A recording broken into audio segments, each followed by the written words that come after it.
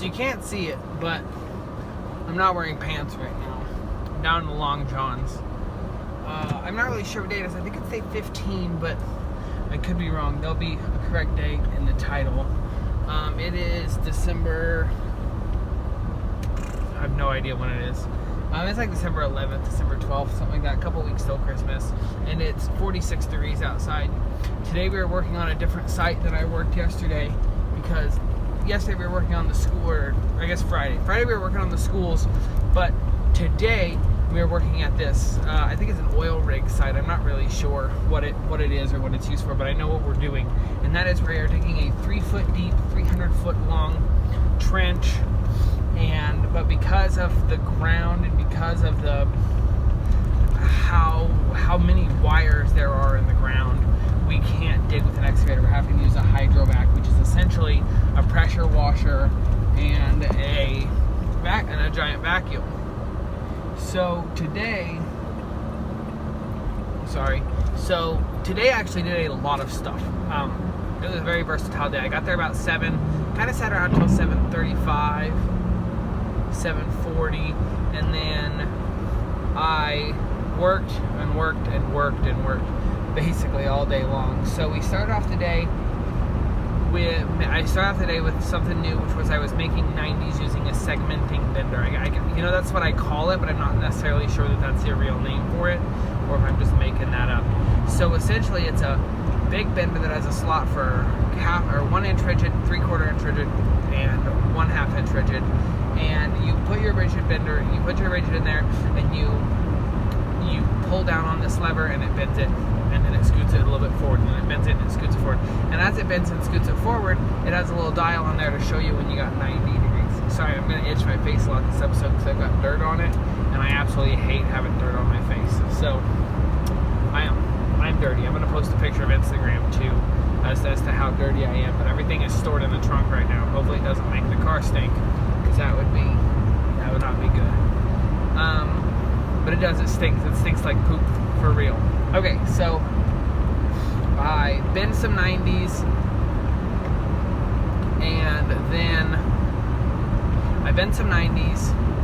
and then we have to hook up these 2 boxes. Now they're back to back. Now they're boxes that are back to back on this rack that's made out of strut. But we weren't planning on having them back to back. We're planning on having them side to side. So I had to use a pickaxe, the wide end of a pickaxe, to cut down, to cut another 8 inches out of this trench that they've been digging or backing. So I move the rocks with my hands, and my boss walks over, and he's kind of my boss, but one of the foremen comes over and says, it'd be a lot easier if you used that pickaxe blade for that. And I was like, oh yeah, I never thought about that. So I move all the dirt out, and then I am assisting with putting up the boxes. I've always called them cone bits, but they call them twirl bits. I've always called them cone nuts, and they call them twirl nuts. So I'm gonna have to get used to that. But it's those kind of flat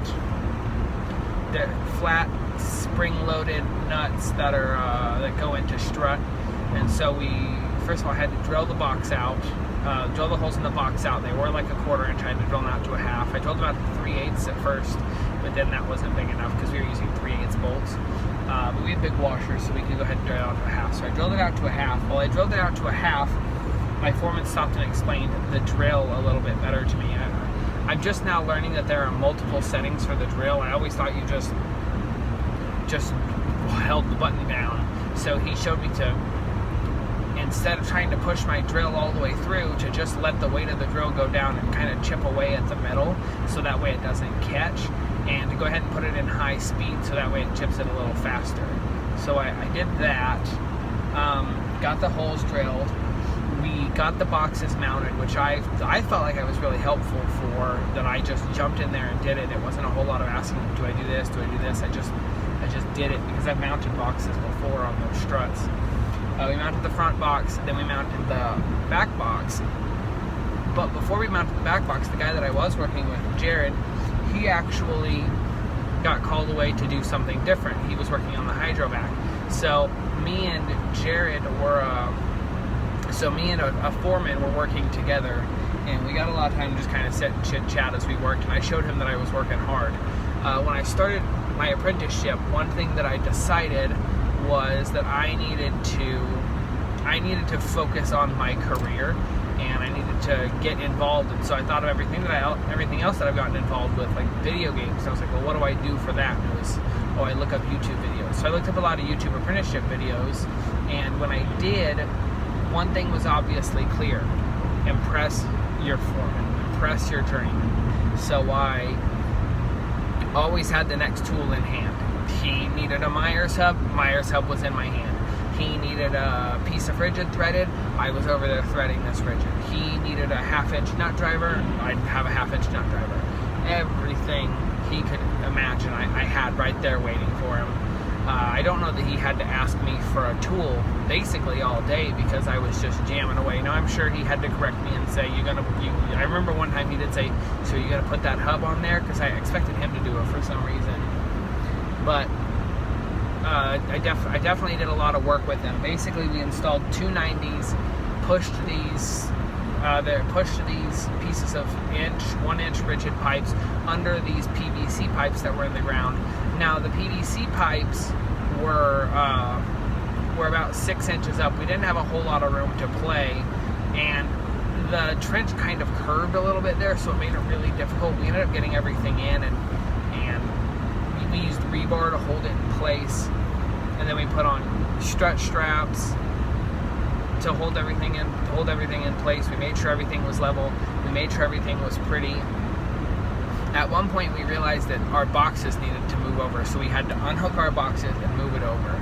And what was cool was he said, "Go ahead and move that box." Like, he didn't. I expected to kind of stand there and watch. Not that I wanted to. That's just kind of what I expected. And so I jumped over. I moved this box, and I was done. And really, I was actually done really fast. I didn't run into any hiccups or anything. So I moved this box. Let's see, what else did I do today?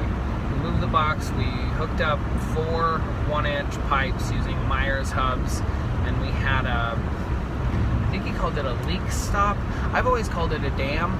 It's you pour or you shoot like a gel or a goop in there to make it vapor proof, so that way any dangerous or hazardous vapors don't get up into the box itself. That would not be good. It's a classified location explosion proof thing. So let's see what else. I guess after we were done with that, he had me put on about 40 length of rigid pipe, and that's another thing that I felt like I knew how to do, but I didn't do it very well whenever I sat down to actually do it. I ended up getting it figured out, and it's just with rigid pipe you have to twist it on. It's threaded, but so you really have to work your arms to do it. I did do a lot of exercise today. I worked hard today, and it's actually 5:30, which I need to clock out at 5:30. So after this video, I'm going to stop and clock out. So I actually worked 2 hours late today, which is really cool because I need hours. I got bills. So anyway, so I put on 40 feet of rigid pipe, and then we were kind of at a stopping point. The guys who were Hydro-Vaccing were running into a lot of trouble because it was clay underground, and clay doesn't break away. They had to basically cut through it with the pressure washer and then force it down. And so I kind of helped them. I ended up getting actually down on my knees in the mud and scooping up a bunch of rocks, which I had tried pretty hard to get dirty, but that's just because I drive a new car. Once I get a truck, I'm not going to care if it gets dirty or not. So I'm going to I'm gonna be able to, once I get a truck, it's gonna be like, well, Ben doesn't give a dang about nothing. He'll jump in that mud and get dirty, because I really don't. I don't care. Throw me in some mud. I'm here for a paycheck. I don't want to show reluctance to them as if I'm not going to get dirty, which is why I started Hydro-Vaccing. So after I helped them with those rocks, we kind of cleaned up a little bit, picked up, and then I asked my boss. I said, "So what do I need? What do you need me to do now?" And he said, "Go ahead and switch the other foreman Hydro-Vaccing." And I was like, "Cool." So I put on this raincoat. The raincoat only goes down to my knees. My boss says, "If you want, I've got trash bags to cover your legs so your legs don't get wet." And I was like, "No, it'll be fine." I was wrong. My legs are soaked. That's why I'm not wearing any pants right now. And my feet are freezing. It is 46 degrees outside right now. 37 degrees outside. Wow, I feel like it got a lot colder. Anyways, it's 37 degrees out right now, and I've been soaked to the bone on my legs. So I'm gonna get home, get a shower. That's it, really. After I hydrovac'd,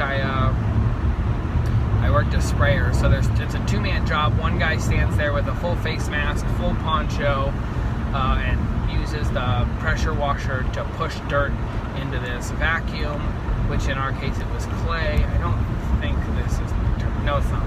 Okay, and then another guy stands there with a back-mounted sprayer like a farmer would use, and he sprays the other guy in the face to keep his mask clean. I think that's it for the day, really. That was my whole day. I'm sure more happened. I only have one picture to post to Instagram. I'll post that when I get home. Tool of the day are channel locks. These are medium channel. I guess I call them medium. I have three. I have small, medium, and large. And I put these suckers to work today. At the max setting, at the max width, it's perfect for a 1-inch rigid conduit, or rigid conduit. So I can really get a good grip on them. I had to do a lot of twisting because we were doing a 20-foot section, which is two 10-foot sections coupled together, but we were putting those on our 90, and so I had to twist, and being down in a hole, not being able to get a whole lot of grip on them because of my gloves, I couldn't do it very well. But those came in really handy, and I was really glad for them. I actually got them for free.